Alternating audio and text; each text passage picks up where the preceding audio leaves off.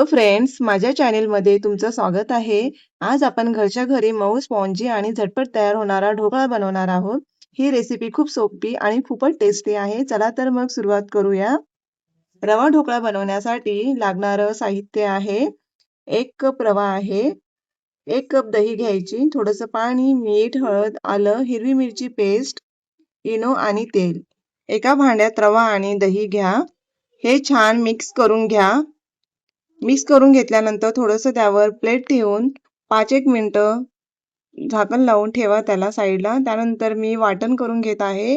4-5 मिरच्या घेतलेल्या आहेत, आलं, जिरे आणि लसूण हे आता मी मिक्सरमध्ये ग्राइंड करून घेत आहे। ग्राइंड केल्यानंतर ते आपल्याला आपल्या मिश्रणमध्ये टाकून घ्यायचं आहे। आता मी हे सगळं आपलं वाटण मिश्रणमध्ये टाकून घेत आहे। थोडंसं मी यात पाणी टाकले होते, ते स्किप झालं आहे। आपलं बॅटर थोडंसं घट्ट होतं, त्यामुळे पाणी टाकून मी घेतलं आहे त्यात। आता त्यामध्ये चवीनुसार मीठ टाकलं आहे आणि मीठ टाकल्यानंतर पुन्हा एकदा ते मिश्रण मी मिक्स करून घेत आहे। तुम्ही बघू शकता इथं थोडंसं अजून घट्टच वाटतंय आपलं मिश्रण। थोडंसं इनो टाकले आहे। इनो टाकल्यानंतर त्यावर थोडंसं पाणी टाकायचं। पाणी टाकल्यानंतर अजून एकदा मिक्स करा पुन्हा। मिक्स केल्यानंतर आता आपल्याला इथे भांडं ठेवायचं आहे, त्यामध्ये पाणी टाकून थोडंसं आणि एका भांड्याला मी तेल लावून घेतलं आहे। तेल लावलेल्या भांड्यामध्ये आपल्याला ते मिश्रण टाकून टॅप करून घ्यायचं आहे 2 वेळा आणि हे झाकण आपल्याला त्यावर ठेवायचं आहे। ते ठेवल्यानंतर व्यवस्थित ठेवायचं, एका साईडला गेलं नाही पाहिजे आपलं। स्टीमरमध्ये ठेवून मध्यम आचेवर 15 मिनिटं वाफवून घ्या आपला ढोकळा। ढोकळा छान फुलून तयार झाला आहे की ते आपण चेक करूया आता।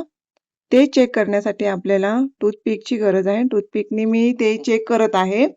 थोडंसं आपल्याला टोचून बघायचं आहे की आपला ढोकळा तयार आहे की नाही। आपला ढोकळा तयार आहे। ते आता मी एका साईडला काढून घेत आहे। सावकाश काढून घ्यायचा। आपला ढोकळा छान फुलून तयार झाला आहे। तर इथे मी छोटे-छोटे पीसेस करून घेत आहे। तुम्ही असंच खाल्लं तरी चालेल किंवा त्यावर फोडणी दिलात तरी चालेल। आता मी इथे तडका देत आहे। फोडणीसाठी मी घेतला आहे 1 कप पळी तेल घेतलं आहे, त्यात मोहरी, कढीपत्ता आणि आपली तीळ टाकली आहे। छान फोडणी झाल्यानंतर ते आपल्याला फोडणी ढोकळ्यावर टाकून घ्यायचं आहे आणि वरून थोडीशी कोथिंबीर टाकायची आहे आपल्याला। तर आपण बघू शकता इतका आपला इन्स्टंट ढोकळा तयार रेडी आहे। तर तुम्ही सॉस सोबत किंवा आपल्या पुदिना चटणी सोबत सुद्धा हे खाऊ शकता। व्हिडिओ आवडला तर व्हिडिओला लाईक करा, शेअर करा आणि सबस्क्राईब करायला विसरू नका।